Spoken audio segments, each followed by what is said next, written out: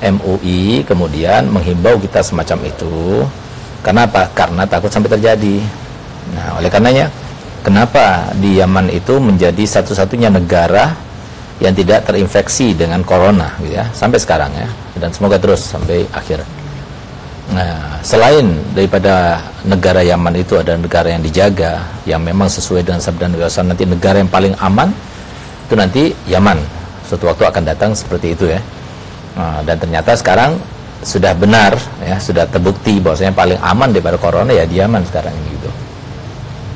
Di sana belum masuk, tapi mereka sudah mengerjakan, sudah menghimbau untuk tidak keluar, untuk tidak melangsungkan Jumat dan sebagainya. Itu sudah dihimbau di sana gitu.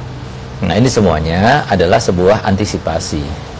Nah, kalau semua ada yang berpendapat tidak demikian, maka sekali lagi saya ucapkan, pendapatnya ulama, perbedaan pendapat di antara ulama itu adalah rahmah. Jadi yang masih yakin dengan dirinya tidak akan terinfeksi, tidak akan membahayakan dan dapat ridho Allah SWT, ya silahkan, monggo ikut ulama yang mewajibkan. Bagi yang was-was dirinya atau dia lebih condong kepada mengikuti pemerintah, ya monggo silahkan. Jadi nggak khusus kepada Pasuruan ya, kita di dalam memberikan fatwa semacam itu. Nah, kita tidak ikut yang ini, nggak ikut itu, tapi jadi solusi. Dan semuanya benar, MUI-nya benar, ulama yang mewajibkan juga benar, karena semuanya dengan dalilnya. Yang sholat Jumat karena fatwa tersebut maka hukumnya sah, nggak perlu sholat duhur. Yang sholat duhur nggak sholat Jumat juga nggak berdosa, karena juga berdasarkan fatwa. Nah, itulah di dalam Islam. Majalallahu alaikum fid dini min haraj. Allah Ta'ala tidak menciptakan dalam agama ini suatu kesulitan. Jadi jangan diperuncing. Kalau diperuncing itu perlu dipermasalahkan. Kenapa diperuncing? Jangan-jangan dia itu ingin, indikatornya itu ingin memfitnah antara ini dengan itu. Nggak usah lah gitu. Kita nggak usah seperti itu. Kita sekarang menghindari segala macam perselisihan dan yang meruncing ke ranah tersebut. Kita akan menghindari. Karena sekarang yang harus kita bina itu adalah persatuan di antara kaum muslimin. Ini adalah masalah furu. Furu itu adalah bukan usul. Jadi yang mau ikut yang mewajibkan dia, yang nggak mau ikut yang mewajibkan juga iya. Semua ada dasarnya, semuanya boleh.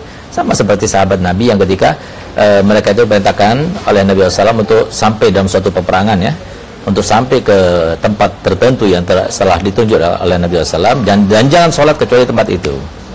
Sebagian daripada sahabat Nabi beristihad untuk sholat sebelumnya. Ada lagi enggak, kita nggak mau sholat karena Nabi SAW sudah mengatakan sampai di situ baru kita sholat, sehingga waktunya sholat itu keluar, terbagi menjadi dua. Ada yang sholat di tempat tujuan seperti yang disampaikan Nabi SAW, perintahnya Nabi. Ada yang sholat sebelumnya karena takut sampai habis waktunya.